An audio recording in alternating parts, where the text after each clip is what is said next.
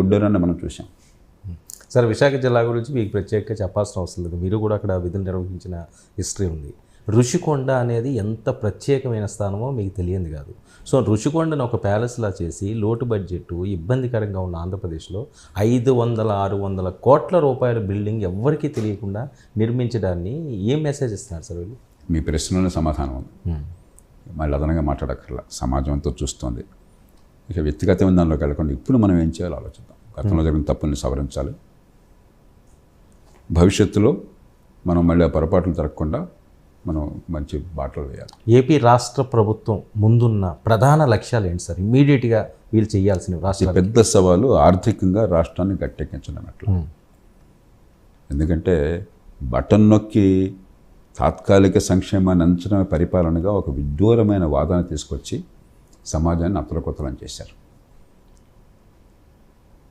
దేశ చరిత్రలో ఎప్పుడు లేని రీతిలో ఎస్క్రో అకౌంట్ పెట్టి, అంటే ప్రభుత్వాలు అప్పు తీసుకునే కొన్ని కంపెనీలు ఏం చేస్తాయంటే, మరి నేను అప్పు ఇచ్చాను మీకు, ఒక 1000 కోట్లు ఇచ్చాను, ఉన్నవాడు నేను ఇవ్వలేను, ఇచ్చినవాడు తిరిగి వస్తాను, నాకు నమ్మకం ఏంటి?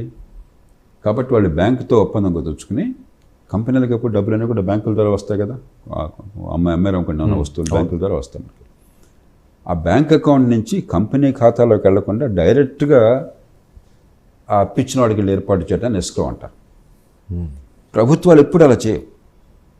ఎందుకంటే ప్రభుత్వం సార్వభౌమత్వం అన్నది. ఖజానాలో పడ్డ ప్రతి రూపాయి శాసనసభకి వెళ్ళాలి. ఓకే, లోక్సభకి వెళ్ళాలి. లోక్సభ శాసనసభ ప్రధాన బాధ్యత అదే. ప్రజల మద్దతుతో అక్కడ కూర్చున్నారు కాబట్టి వాళ్ళు నిర్ణయం చేయాలి. అలాంటిది ప్రపంచ ప్రజాస్వామ్యాలు ఎక్కడ లేని రీతిలో అప్పులు తీసుకుని ఎడాపేడ ఎక్కువ వడ్డీలకి అవి చెల్లిస్తారు నమ్మకం లేదు కాబట్టి అప్పించేవాడు షరతు పెట్టాడు. ఏమైనా డైరెక్ట్గా మీ ఖజానాలో పడకుండా పన్ను డబ్బు నాకు వచ్చే ఏర్పాటు చేయమని చెప్పని ఎస్క్రో అకౌంట్లు పెట్టారు. ఇవన్నీ పోగా 1,00,000 కోట్ల రూపాయలు సుమారుగా బకాయిలు ఉన్నాయి. అంటే ప్రభుత్వం బాకీ పడింది. సమాజంలో వివిధ వ్యక్తులకి, కంపెనీలకి కాంట్రాక్టుల పని కావచ్చు, లేకపోతే సప్లై చేస్తే దానికి డబ్బులు ఇవ్వటం కావచ్చు, మరొకటి కావచ్చు, బాకీ పడింది.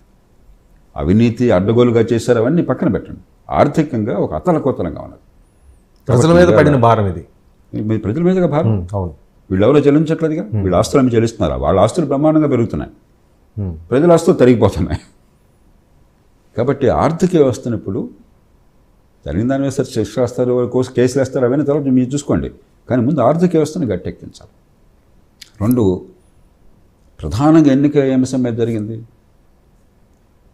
బటన్ నొక్కి పంపిణీ చేయడమే పరిపాలన కాదు, అభివృద్ధి కావాలి, సంక్షేమం కావాలి, అభివృద్ధి కావాలి. కాబట్టి ఇప్పుడు సంక్షేమం ఎలాగో చేస్తున్నారు, అభివృద్ధిని తీసుకోవాలి. ఇప్పుడు మౌలిక సదుపాయాలు కానీ, పెట్టుబడుల ప్రోత్సాహం కానీ, ఒక ఉత్సాహభరిత వాతావరణ నమ్మకాన్ని కలిగించి గతంలో కియా మోటార్స్ తెచ్చినట్టుగా, లేకపోతే మీకు పోలవరం ప్రాజెక్టు శరవేగంగా కొనసాగింది. దాని